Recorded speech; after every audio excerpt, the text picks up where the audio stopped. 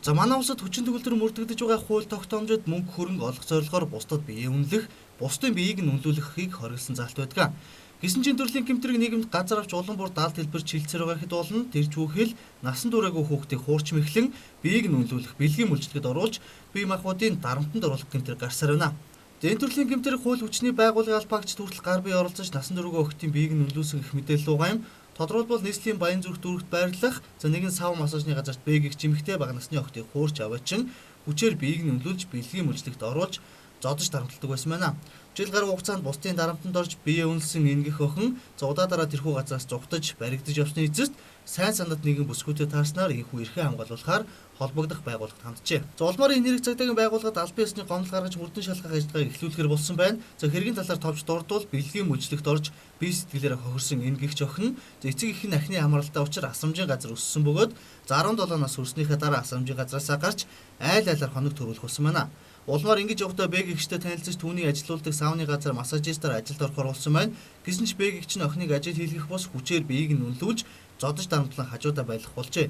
За тэрээр хэлэхдээ охиныг өдөрт 3-аас 4 хүнд зарах буюу биеийг нь үнэлүүлдэг. Зүүнийхээ шанд ердөө хоол зайл өгдөг байсан байна. Тэр газар хохирогчтой адил хид хидээ охид байсан талаар инхүү ярьж байгаамаа. 17 настай таацсан. За чамайг анх юу гэж дагуулж өгчтэй ямар байдлаар айлгуулсан юм? Зүгээр ажил хийлгэн зүгээр хүн амьтантай унтуулж хөвтүүлэхгүй. Тэгэл зүгээр хувцлал мөнгө өгөл тэгэл амьдрал гэсэн баг. Тэгэл би тэнд нэгтгэл очсон чи балдар жаргалтай танилцаад тэгээд охин зардаг чи дуудланд гарах уу марах уу гэхээр би гарах уу гэр орон цэвэрлэж. Тэгээд эхэндээ 3-4 сар тэгээд цэвэрлж аваад сүүлдээ тэгээд хүчээр чамайг ер нь зодддаг байсан юм. Ер нь ингээд дуудлага муудланд хараад одоо ингээд зарим хүмүүс мөнгө төгрөгөө явах өгчгүй ингээд одоо алга болчихно штэ. Тэгэж мэхээр мөнгө төгрөгч өөрөө идэд өөрөө өрчлөө гэдэг амар зод шүтдэг гэсэн. Яг тэр гэрн яг хахан тэр баян зүгт өгдөг гэсэн тийм. Чамтай хамт энэ хэдэн охин байсан юм. Жил гаруй хугацаанд хичнээн охин тэмдэг байдаг гэсэн. 3 натаа нийлээ 5 охин байсан. Тэгээд дүүрэн жал совдоо 2 л цугтцсан. Булгаа гэдэг нь бас цугтцсан. Тэгээд би нэг наммана гэдэг охин байсан. Наммана нь болохоор тэрнтэй амар холбоотой. Өөрөөгөөсөө бас би үнэлээд ингээ хуваагаад авчдаг. Одоо тэгээд чамайг насан туршаагүй ах чинь хуурч авч би энэ л тэгээд чамд бол ямар нэгэн байдлаар мөнгө төгрөг өгдөг байсан. Мөнгө төгрөг бол авч үзэж байгаагүй өгөөжгүй. Тэгээд ерөөсөө нэг хоолон дөрвөл гээл энэ байл гэсэн юм тийм. Тэгээд тэр прокурор гэж яригдаад байгаа залуу нь өөрийгөө прокурор гэж ярьсан юм. Надад хэлээгүй тэр би л өөрөө надад манай хуучин нөхөр нийслэлийн прокурор гэж хэлжсэн. Тэгээд ингээд чамайг зугтаагаад ч юм уу тэндээс ингээд зугтаагаад явахаар цагдаагийн байгууллага албаагчд нь ярьж явж хугацаагаад бэлтгэн болчихдог гэсэн юм. Тийм ингээд ямар угаасаа ингээд алга болсон охтууд нь шүү дээ. Алга болсон охтуудыг ингээд зугтаж мухтахаар нөхөртөө хэлцдэг. Тэгээ нөхөр нь цаашаа ингээд таньдаг цагдаа магднаа одоо хэллээд тэгээ барьж өгдөг гэсэн байхгүй. Өөрөө бас хайж байгаа тэгээ барьж өгсөн. Тэгээ сая бол олоход бас хэлчихсэн. Тэгээд олсон ч олчлоо малчлаа гэдэг нөхөрлөөгөө залгаа. Одоо чи хүрээ дээр ярих хэрэг байна мэн гэдэг. Одоо тэгээд өдөрт чамайг ер нь хичнээн үнэтэй тэгж бэлгээр цанд оруулдаг гэсэн. Ямар үнэ шарах вэ? 3-аас 3 мөр хүнтэй л оруулдаг. Ер нь бол 80 маяар л оруулдаг шүү дээ. Анх чамтай танилцахтаа зүгээр гэртээ үйлчлэгч хийх гэж авч үзсэн юм уу те? Зүгээр массажист ажилуулдаг. Тэгээ чамд яаж массаж хийдгийг бол заагаад өгчнө.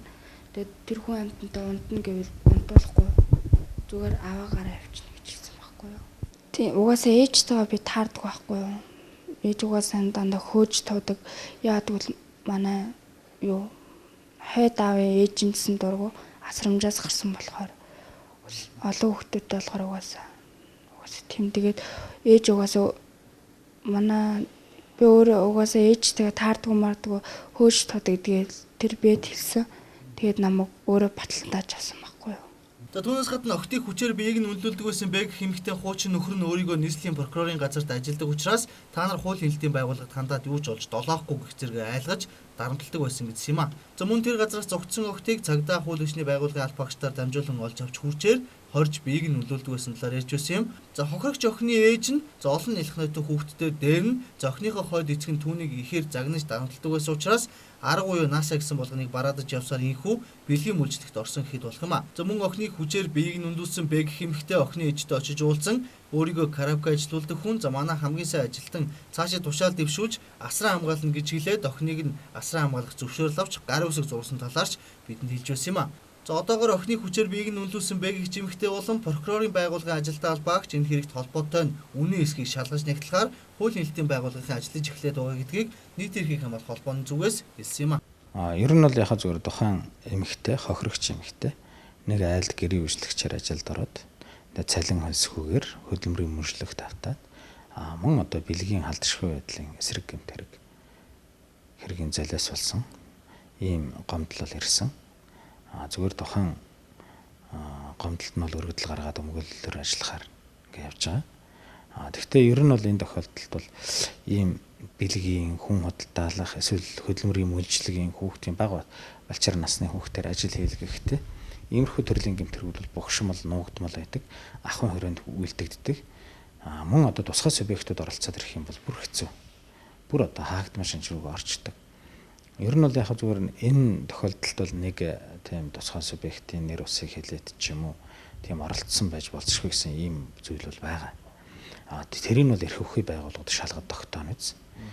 Ер нь бол тусгай субъектуудтай холбоотой иймэрхүү төрлийн гэмтэргүүд, өөр янз бүрийн гэмтэргүүд сүүлийн үед маш ихээр гардаг болсон. Гарсан ч энэ дандаа дарагддаг болсон. Учир нь энэ тусгай субъектуудыг шалгадаг эрхтэй хуулийн байгууллагууд байхгүй болсон. Ямартааш бага насны хүүхдийг хуурч мэхлэн хүчээр биеийг нь үнэлүүлэн зодож дарамтлан бие сэтгэлийн дарамтанд оруулсан гэх энэ хэрэгт нийт эрхийг хамгаалах холбооноос цагдаагийн байгууллагад аль биесээр өргөдөл өгч байгаа юм. Зөвхөн энэс прокурор цагдаагийн байгууллагын албаагчид холбогдсон хэсэг нь аль биесээр тогтоогдог байгаа гэдгийг ч хэлсэн юм а.